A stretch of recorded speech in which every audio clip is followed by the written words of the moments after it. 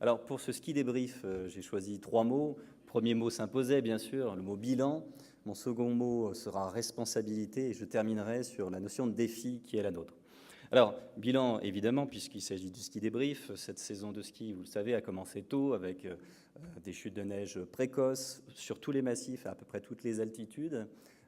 Également un positionnement du jour de l'an et du jour de Noël, mais cette partie du calendrier scolaire ne dépendait pas du ministre de l'Éducation nationale, mais qui était très bien positionné, qui nous a permis de partir très fort.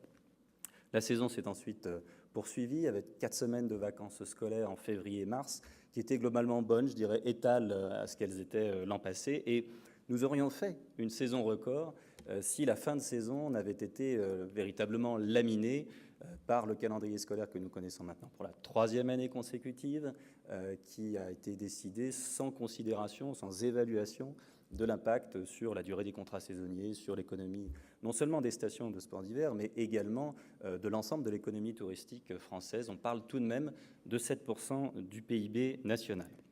Cette saison restera une bonne saison. Nous espérons, au moment des comptes, arriver à quelque chose comme une progression de 4% en journée skieur, c'est-à-dire en fréquentation sur les domaines skiables, avec, ce sera une moyenne bien sûr, certainement des performances plus importantes en moyenne montagne. Ce sera véritablement une très bonne saison pour la moyenne montagne. Des performances légèrement inférieures pour les très grandes stations, mais qui seront néanmoins en positif par rapport à l'année dernière. Il faut souligner ces bons résultats de l'économie des stations dans un contexte économique globalement difficile. Je crois que beaucoup de secteurs économiques nous envient des résultats comme celui-ci. Alors, quels enseignements en tirer ? Tout d'abord, quand le ski va, tout va. Il faut se souvenir qu'un skieur qui vient en station, lorsqu'il dépense 1 euro en forfait de remontée mécanique, va dépenser un total de 7 euros dans la station sur l'ensemble des prestations, des leçons de ski, au matériel, bien sûr, l'hébergement, la restauration, l'ensemble des commerces. Et c'est l'occasion de souligner que malgré la fragilité qui est souvent soulignée pour notre économie, puisque nous sommes, il est vrai, très exposés à l'aléa climatique, eh bien, il y a aussi des facteurs de robustesse dans cette activité et que le modèle économique du ski qui existe en France depuis une centaine d'années est donc loin d'être totalement dépassé.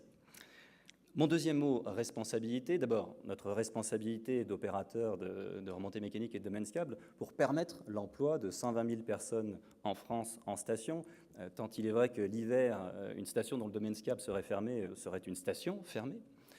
Mais responsabilité aussi élargie aux nouvelles exigences de la société. L'environnement, nous n'avons pas attendu ces dernières années pour y travailler. D'ailleurs, je constate que les zones de biodiversité se concentrent en montagne et ce n'est pas un hasard, et cela malgré le développement du ski. C'est donc que nous avons su préserver notre environnement. Responsabilité sociale et responsabilité évidemment en matière de sécurité sur les pistes et sur les remontées mécaniques. C'est l'occasion pour moi de revenir sur des chutes de télésièges qui sont intervenues cette année, vous le savez, et de répondre aux questions qui ont été très légitimement posées par la puissance publique et par l'opinion publique. Alors, tout d'abord, il faut rappeler que le transport par câble demeure un des transports les plus sûrs qui soit, puisque pour 100 millions de passages, on constate en moyenne 2 à 3 accidents graves, c'est-à-dire en général pas des morts, et il s'agit d'un niveau d'accidentologie qui est aussi bon que celui des métros et meilleur que celui des tramways. Alors que nous avons la neige, nous avons la pente, nous avons le givre, le vent. Donc c'est un résultat qui doit être effectivement pris en considération au regard du nombre très important de passages que l'on enregistre sur les remontées mécaniques. Ensuite, je veux dire que la sécurité sur les remontées mécaniques repose sur 3 piliers. Il y a bien sûr la conception des appareils de remontée mécanique par des professionnels et sociétés structurées. Il y a leur exploitation, les entreprises de remontée mécanique, leur entretien. Mais il y a aussi le comportement de l'usager qui, en respectant les consignes qui lui sont données, est aussi l'acteur de sa propre sécurité. Et enfin, puisque ces chutes de télésièges ont pu concerner tout particulièrement des enfants, je voudrais dire que le transport des enfants doit être la préoccupation de tous, moniteurs, exploitants, encadrants, parents. Il ne faut pas banaliser le transport des enfants sur les télésièges. Et enfin, j'en viens au défi, puisque si on fait un débrief, c'est aussi pour se projeter dans l'avenir et pour façonner l'avenir. Je citerai au moins 2 défis, mais je suis sûr que les internautes en trouveront d'autres. Tout d'abord, le renouvellement de nos installations, la neige de culture, les remontées mécaniques. Il faut savoir que malgré les 300 millions d'euros, c'est-à-dire un quart des recettes de remontées mécaniques, qui sont réinvestis chaque année sur les domaines skiables, eh bien, le parc de remontées mécaniques français, qui est le plus grand parc du monde, continue de vieillir et que l'écart de compétitivité se creuse vis-à-vis, par exemple, de notre principal concurrent européen, qui est l'Autriche. En Autriche, 60% des pistes sont couvertes par de la neige de culture. En France, seulement une piste sur 4.